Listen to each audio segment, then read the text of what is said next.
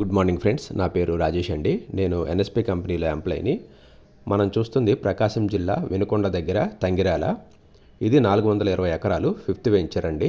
ఈ వెంచర్లో 45 సెంట్ల ప్లాట్ ఒకటి అందుబాటులో ఉంది. ఎవరికైనా కావాలంటే డిస్ప్లేలో కనబడే నంబర్ని సంప్రదించండి.